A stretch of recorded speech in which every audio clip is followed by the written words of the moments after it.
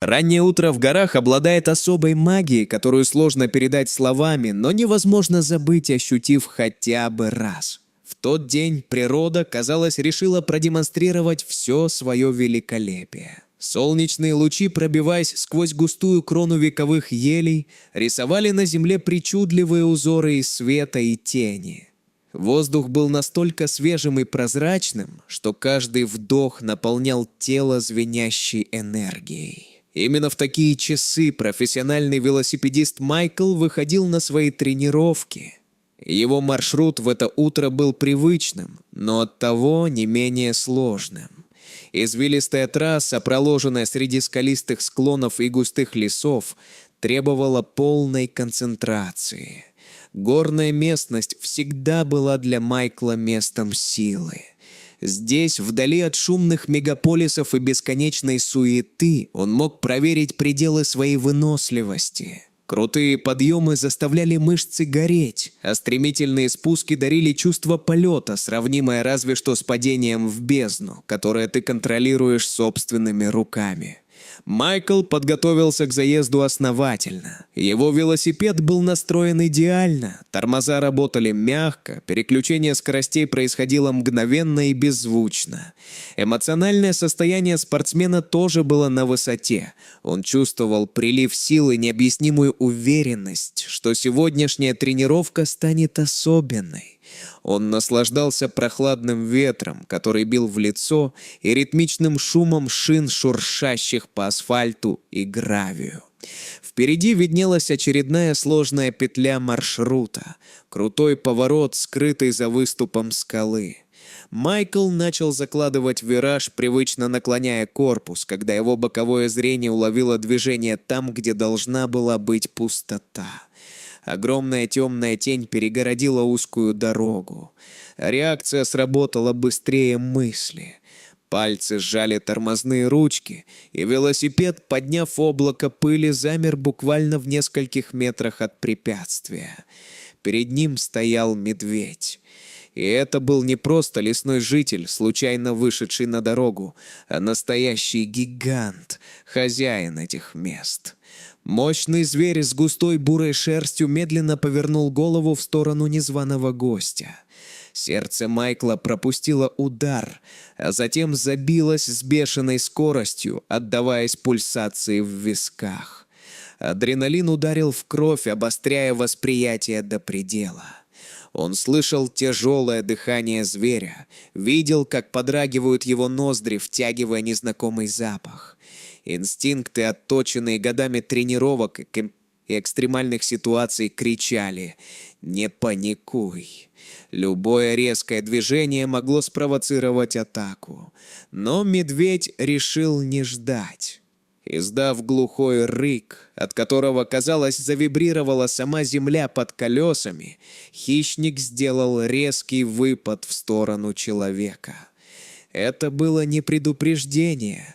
Это было начало охоты. Майкл не стал испытывать судьбу. Он мгновенно развернул велосипед, используя инерцию, и налег на педали.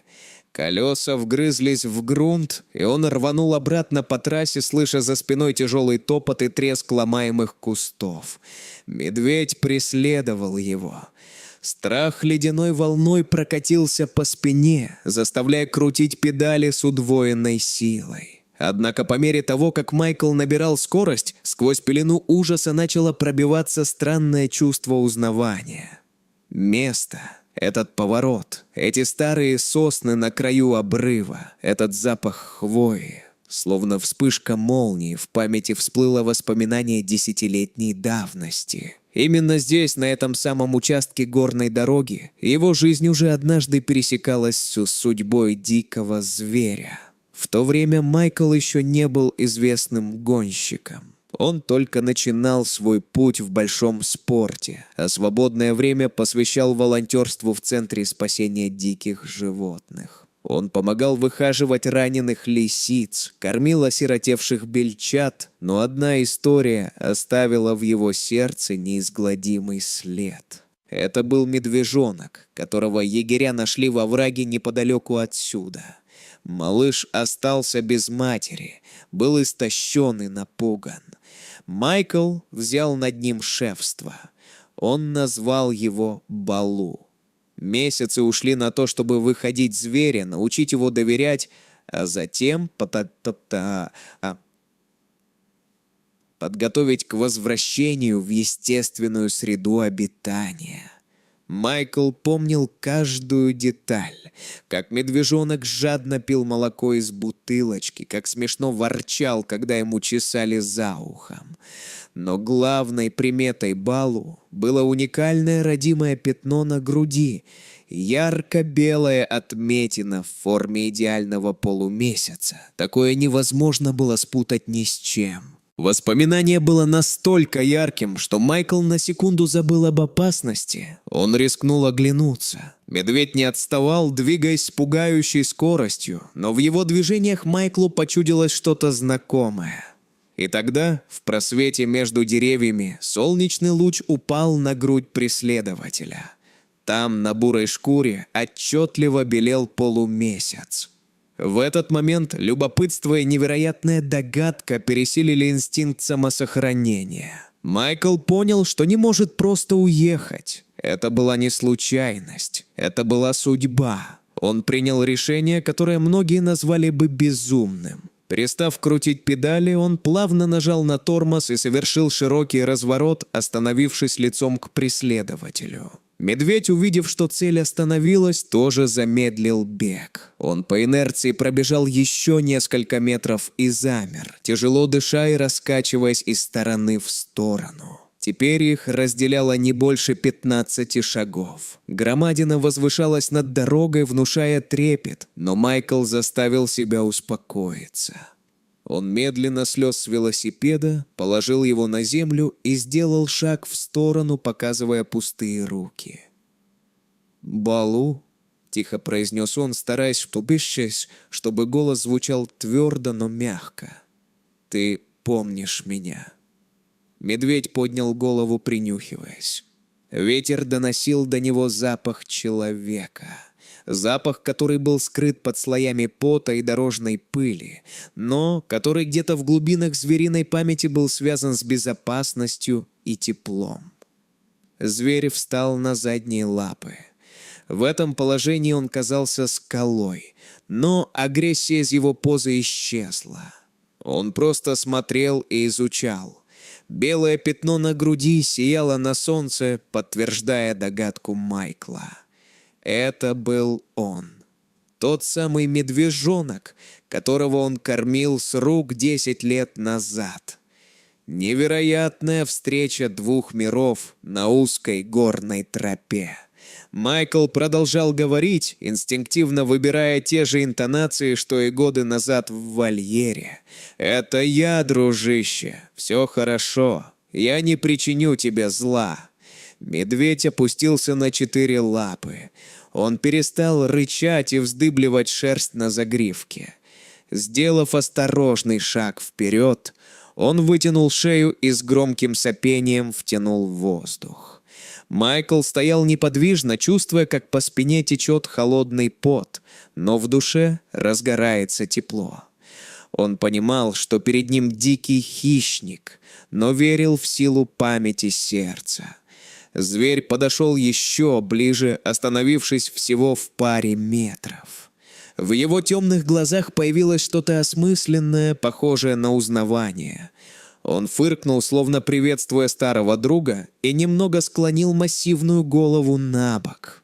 Майкл осторожно протянул руку вперед ладонью вверх, жест мира и доверия. Медведь не отшатнулся. Он еще раз глубоко вздохнул, запоминая этот момент, а затем, словно убедившись, что все в порядке, сделал несколько шагов назад. Напряжение, висевшее в воздухе, окончательно рассеялось. Медведь, потеряв всякий интерес к погоне и агрессии, развернулся. Он двигался теперь спокойно и с достоинством, как истинный хозяин леса, великодушно отпустивший гостя. Ломая сухие ветки, зверь направился в чащу и вскоре скрылся за плотной стеной кустарника, оставив Майкла одного посреди дороги. Велосипедист еще долго стоял неподвижно, глядя вслед ушедшему гиганту. Ноги слегка дрожали от пережитого стресса, но разум был чист. Майкл опустился на траву рядом с велосипедом, пытаясь осознать произошедшее. Это не укладывалось в голове. Шанс встретить спасенного зверя через 10 лет в огромном лесу был равен нулю, но это случилось. Остаток дня Майкл провел в странном состоянии задумчивости. Он возвращался домой не спеша, больше не глядя на секундомеры и показатели скорости. Спортивные достижения в этот день отошли на второй план. Он размышлял о том, как удивительно устроен этот мир, где ни один поступок не исчезает бесследно. Дикая природа, которую люди привыкли считать жестокой и живущей только по законам силы, сегодня показала ему другую сторону – сторону благодарности и памяти. Эта встреча на горном серпантине стала для Майкла важным уроком. Она подтвердила простую истину, в которую он всегда верил, но которую так легко забыть в суете дней. Добро возвращается. Оно может вернуться сразу, а может через годы, в самый неожиданный момент, когда твоя жизнь висит на волоске. Спасение маленького медвежонка десятилетия назад сегодня обернулось спасением для самого Майкла. Круг замкнулся. Вечером, сидя дома, он чувствовал глубокое умиротворение и благодарность. Не только за то, что остался жив, но и за возможность прикоснуться к чему-то настоящему, искреннему и вечному. Он понял, что та связь, которая возникла между ним и зверем много лет назад, никуда не исчезла. Она просто ждала своего часа. Дорогие друзья, если эта удивительная история о дружбе человека и медведя тронула вас, не забудьте поставить лайк. Ваша поддержка вдохновляет нас искать и рассказывать самые невероятные случаи из жизни. Подписывайтесь на канал, чтобы не пропустить новые видео. Наши истории выходят каждый день.